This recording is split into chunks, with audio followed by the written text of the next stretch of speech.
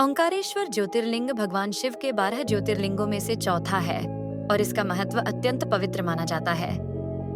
यह मध्य प्रदेश के खंडवा जिले में नर्मदा नदी के मंदाता द्वीप पर स्थित है, जिसका आकार ओम जैसा दिखाई देता है। ओंकारेश्वर का महत्व ज्योतिर्लिंग स्वरूप। शिव पुराण में इसे परमेश्वर लिंग कहा गया है। मान्यता है कि यहाँ भगवान शिव स्वयं प्रकाश रूप में विराजमान है। द्वैत रूप। ओंकारेश्वर ज्योतिर्लिंग दो भागों में विभक्त है, ओंकारेश्वर और ममलेश्वर।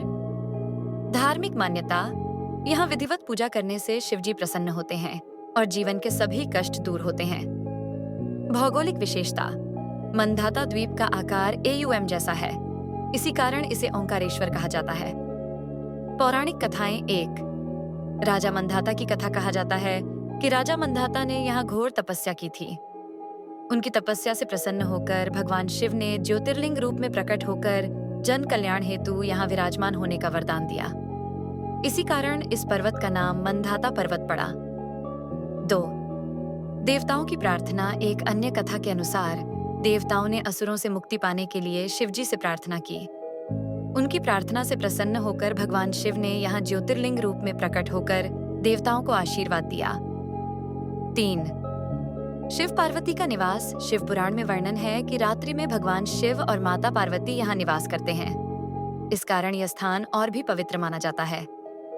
धार्मिक महत्व, नर्मदा स्नान। नर्मदा नदी में स्नान कर ओंकारेश्वर के दर्शन करने से पापों का नाश होता है। महाशिवरात्रि, इस पर्व पर यहाँ विशाल मेले का आयोजन होता है और लाखों श्रद्धालु दर्शन के लिए आते हैं। मोक्ष स्थल, मान्यता है कि यहाँ दर्शन करने से जन्म मरण के बंधन से मुक्ति मिलती है। सारांश, ओंकारेश्वर केवल एक मंदिर नहीं बल्कि आध्यात्मिक ऊर्जा का केंद्र है। इसकी पौराणिक कथाएं, नर्मदा नदी का ओम आकार का द्वीप और शिव पार्वती का निवास इसे अद्वितीय बनाते हैं। यहाँ आकर भक्त